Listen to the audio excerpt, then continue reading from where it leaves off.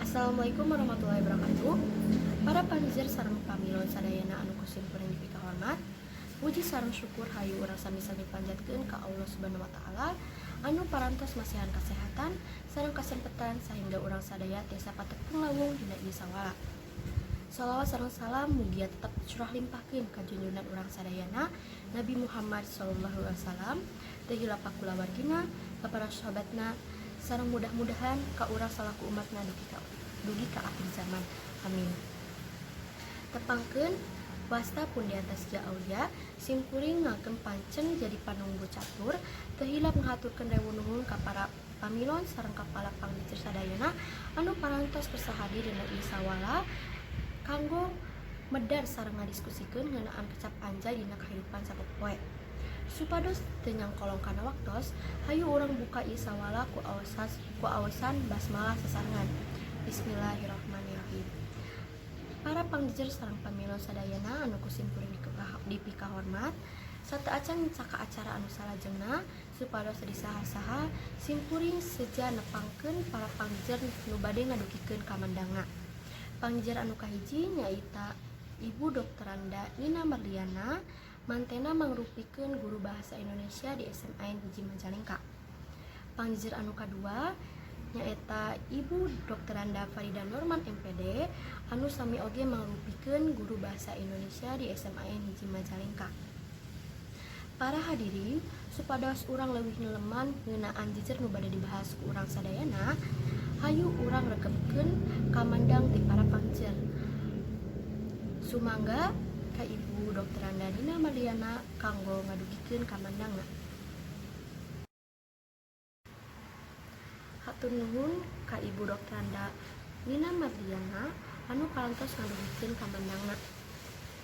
Naon rupina nu didugikeun ku Ibu Nina teh nyaeta pangucapan kecap anjay teh beda-beda hatusna. Kumaha jalmi anu ngagunakeunna, upami niat jalmi anu ngagunakeunna henteu kanggo nyinggung hate jalmi sanes mah sawios, tapi upami kanggo nyinggung hate jalmi sanes mah teu kenging. Kumari kitu hayu urang lajengkeun ieu sawala. Salajengna ka Ibu Dr. Anda Farida Norman MPD dihaturkeun kanggo ngadukikeun kamandangna. Hatur nuhun ka Ibu Dr. Anda Farida Norman MPD anu parantos ngadugikeun kamandangna. Mantena pangucapan kecap anjay teh kedahna diucapkeun ka jalmi anu tos caket wae, upami ka jalmi anu teu caket atanapi teu kenal mah teu kenging. Kumargi pamikiran jalmi teh benten-benten. Kulantaran waktos anu sakedik, salajengna simkuring bade ngawatesan kanggo pamilon anu bade tumaros.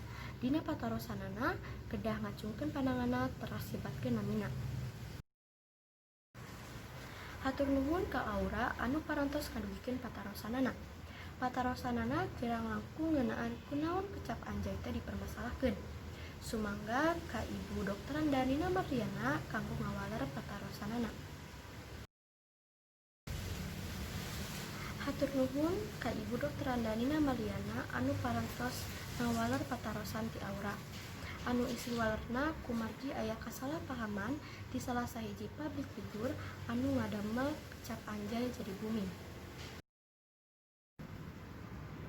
Teu karaos ieu acara parantos rengse. Alhamdulillah ieu acara ti kawit dugi ka rengse parantos kalaksanakeun kalayan lancar. Ku kituna hayu urang sasarengan tutup ieu acara ku awasan hamdalah sasarengan. Alhamdulillahirabbil alamin.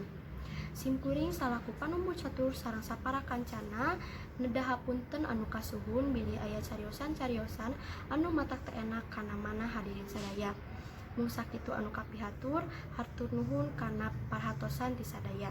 Wassalamualaikum warahmatullahi wabarakatuh.